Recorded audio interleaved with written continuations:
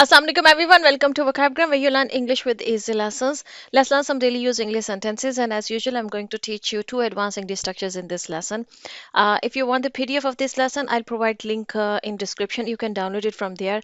And before starting this lesson, I have a little request. Kindly subscribe to my channel if you haven't subscribed it yet, and kindly hit the bell icon so you get the notifications of my all videos. And please share my lessons with your family, with your friends, whoever is interested in learning English. And thank you in advance. So let's begin.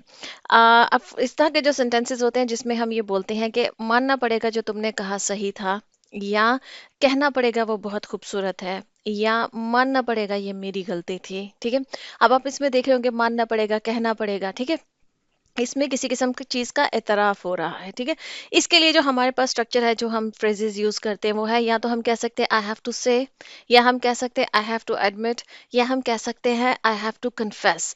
इसके अलावा आई must से, I must admit, I must confess, ये भी हम use कर सकते हैं। मतलब तो सबका सेम ही है।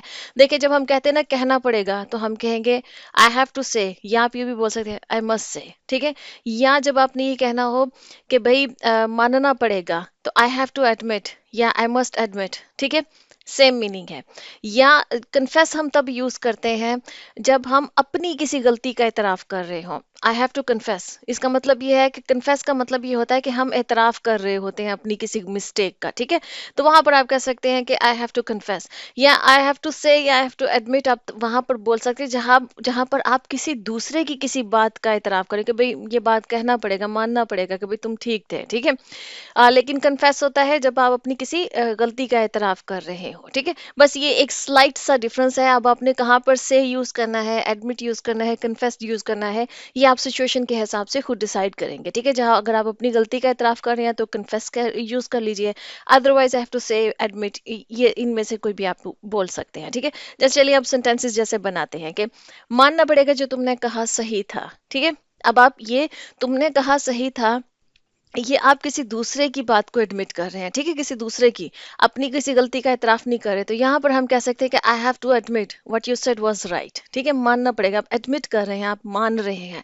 कि भाई तुमने जो कहा था ना वो बिल्कुल ठीक था, what you said was right. ठीक है, अब जैसे इसी तरह से जैसे सेकंड सेंटेंस है, कहना पड़ेगा वो बहुत खूबसूरत है। ठीक है, अब यहाँ पर ये हो रहा है कि आप मतलब कि किसी की खूबसूरती का एतराफ कर रहे हैं कि भाई वो बहुत खूबसूरत है, भाई कहना पड़ेगा इस बात को, मुझे मुझे वर्बली इसको बोलना पड़ेगा। ठीक है, तो वहां पर आप कह सकते हैं आई हैव टू से भी बोल सकते हैं, आई मस्ट से भी बोल सकते हैं। आई मस्ट से शी इज वेरी ब्यूटीफुल। ठीक है, वो बहुत खूबसूरत है। ठीक है, आई मस्ट से your dress is amazing, your dress is gorgeous. ठीक है, कि तुम्हारा जो ड्रेस है वो बहुत खूबसूरत है, मुझे कहना चाहिए कि तुम, या आई मस्ट से यू लुकिंग गॉर्जियस, कि तुम बहुत खूबसूरत लग रही हो या लग रहे हो इन दिस ड्रेस, इस ड्रेस में। ठीक है, जब आपने किसी दूसरे की तारीफ करनी होती है ना, तब भी आप मस्ट से या हैव टू से, जो ना अक्सर लोग तारीफ करने से पहले ये बात बोल देते हैं। ठीक है, कि भाई तुम इतनी खूबसूरत हो कि मैं कहे बगैर रह नहीं सकता। कहने का मतलब ये होता है। ठीक है, अच्छा जी, जैसे अब ये है कि मानना पड़ेगा ये मेरी गलती थी। अब यहाँ पर आप अपनी मिस्टेक का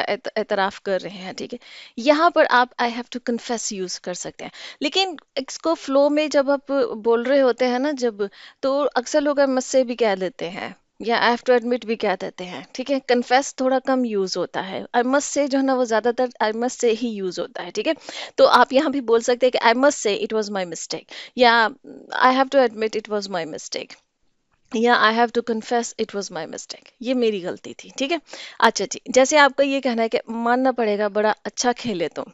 अब ये जो है ना, इस तरह के जो जुमले हम कहते हैं ना, भाई मानना पड़ेगा, क्या कमाल खेले हो तुम, ये आप जो मेंटल गेम्स होती हैं, माइंड गेम्स जो होती हैं, उनके लिए भी बोल सकते हैं कि कोई बड़ा जबरदस्त गेम खेल गया है। ठीक है, और कोई प्रैक्टिकल गेम्स के भी होते हैं, कोई एथलीट है उसको कहना हो भाई मानना पड़ेगा you played very well, I must से यू प्लेड वेरी वेल, तुम बहुत अच्छा खेले हो। ठीक है, या आप किसी को माइंड गेम्स में भी कह सकते हैं, कोई माइंड गेम बड़ी जबरदस्त प्ले कर गया है तो उसको भी कह सकते हैं आई मस्ट से यू प्लेड वेरी वेल, तुम बड़ा अच्छा खेले हो। ठीक है, अच्छा जी, अब हमारे पास जो सेकंड स्ट्रक्चर है उसमें है मेरे जूते घिस गए थे तो मैंने उन्हें फेंक दिया, या मैं ये घिसी पिटी हुई जीन्स नहीं पहनूंगा, या ये घिसी फटी हुई जैकेट कौन पहनना चाहता है, ठीक है। अब यहाँ पर आप देख रहे हैं कि घिस गए हैं, घिसी पटी फटी, या फटी घिसी, या जिस तरह से फटी हुई, इस तरह की जो चीजें होती है ना, इसके लिए हमारे पास जो है फ्रेज वर्ब वो है worn आउट, worn आउट, ठीक है। worn आउट हम हमेशा यूज करते हैं ऐसी किसी भी चीज के लिए जिसको आपने इतना ज्यादा इस्तेमाल कर लिया है कि अब वो इस्तेमाल के काबिल नहीं रही है। अब हम इस तरह की चीजें जब हम अपनी उर्दू या हिंदी जबान में बोलते हैं तो वो घिसी भी बोलते हैं, फटी भी बोलते हैं, ठीक है। worn आउट का मतलब, अब worn आउट जो है ये कपड़ों के लिए इस्तेमाल हो सकता है, जूतों के लिए इस्तेमाल हो सकता है, ये इक्विपमेंट्स के लिए भी इस्तेमाल होता है। किसी इक्विपमेंट को, किसी मशीनरी को अपने घर में इतना ज्यादा इस्तेमाल किया है कि वो खराब होने लगी है, अब वो मजीद इस्तेमाल के काबिल नहीं रही है, तो वहां पर भी आप worn आउट जो फ्रेजल वर्ब है वो यूज कर सकते हैं, ठीक है। तो worn आउट का इसका बेसिक मतलब समझ लीजिए कि ऐसी चीज जो इस्तेमाल इतनी ज्यादा हो चुकी है कि अब वो मजीद इस्तेमाल के काबिल नहीं रही है। अब उर्दू में हमारे पास, हिंदी में मल्टीपल उसके लिए वर्ड्स हैं, ठीक है। जैसे कि हम ये कहते हैं कि मेरे जूते घिस गए थे तो मैंने इन्हें फेंक दिया, ठीक है। My shoes were worn out, I through them away, ठीक है। क्योंकि जूते इतने ज्यादा पहन लिए कि अब वो मजीद पहनने के काबिल नहीं रहे हैं, ठीक है। तो वो worn आउट हो गए, तो आई थ्रू them अवे, मैंने उन्हें फेंक दिया, ठीक है। इसी तरह से मैं ये घिसी हुई या मैं ये फटी हुई जीन्स नहीं पहनूंगा, ठीक है। फटी हुई घिसी हुई वही चीज होती है जो मजीद पहनने के काबिल ना रहे। I will not wear this worn out jeans, कि मैं इस worn आउट जीन्स जो है ना वो इसको नहीं पहनूंगा, ये बहुत ज्यादा फट चुकी है, ये बहुत ज्यादा घिस चुकी है, ये मजीद पहनने के काबिल नहीं रही है। इसी तरह से ये घिसी हुई या फटी हुई जैकेट कौन पहनना चाहता है, ठीक है। आप क्वेश्चन करते हैं ना, ये कौन इस घिसी या फटी हुई जैकेट को पहनना चाहेगा, ठीक है। तो who wants to wear this worn out jacket, ये कौन पहनना चाहता है इसको, ठीक है।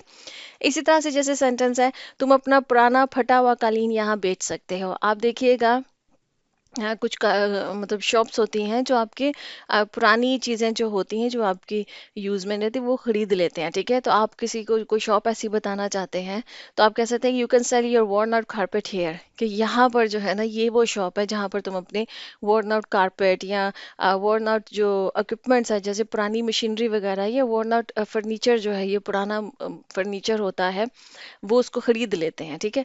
तो आप यहाँ पर बेच सकते हैं उसको। इसी तरह से अपने फटे पुराने कपड़े किसी को दे दो, donate your worn out clothes.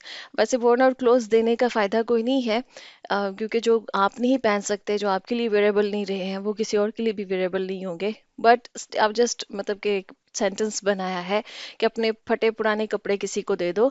आप डोनेट भी यहाँ पर कह सकते हैं, आप गिव अवे भी कह सकते हैं, गिव अवे भी बोल दिया जाता है, वैसे ज्यादातर डोनेट बोला जाता है। दे देना किसी के लिए होता है, गिव अवे कर देना या डोनेट कर देना, give away your worn out clothes, ठीक है। अच्छा जी, आगे है, ये मैंने एक सेंटेंस बनाया है, दो सेंटेंसेस मजीद हैं। मैं थका हुआ हूँ, आई एम worn आउट। ये मैंने इसलिए बनाया है कि आपको बता दूं कि worn आउट का मतलब सिर्फ ये नहीं होता है कि कोई चीज़ें जो पुरानी हो जाती हैं, जो इस्तेमाल के मजीद काबिल नहीं रहती, उनके लिए भी यूज़ होता है। और worn आउट का मतलब ये भी होता है जब आप थक चुके हो, टायर्ड होना भी उसका मतलब होता है। इसलिए मैंने दो मजीद सेंटेंसेस जो है ना वो इस सेंस में भी बना दिए, ताकि आपको पता लगे कि जैसे I'm tired, ये हम सिंपली बोलते हैं, बिल्कुल करेक्ट है। मैंने इसलिए इसको बता दिया कि अगर आपके सामने कोई बोले या कोई इसको इस्तेमाल करे तो आपको पता हो कि इसका मतलब ये भी होता है कि worn out, I'm worn out, कि मैं अब मेरे अंदर मतलब मजीद अब एनर्जी नहीं रही है। I'm exhausted भी बोल दिया जाता है इसके लिए, I'm tired भी बोला जाता है, I'm exhausted भी बोला जाता है, I'm worn आउट भी कह सकते हैं कि मैं बहुत थक चुका हूँ, ठीक है। जैसे सारी रात काम के बाद मैं थका हुआ हूँ, after working all night I am worn out, ठीक है। या after working all night I am exhausted, या after working all night I am tired, ठीक है। I am tired, I am exhausted, I am worn out, सब correct है, ठीक है। चलें जी, यहाँ पे लेसन ख़त्म होता है। आई होप कि आपको लेसन जो है वो अच्छा लगा है, आपने कुछ नया सीखा है। Do let me know in comment sections, share my lessons, please please please. मेरे लेसन्स को शेयर कीजिए, मेरे चैनल को सब्सक्राइब कीजिए ना। सी यू नेक्स्ट लेसन, अल्लाह हाफिज़।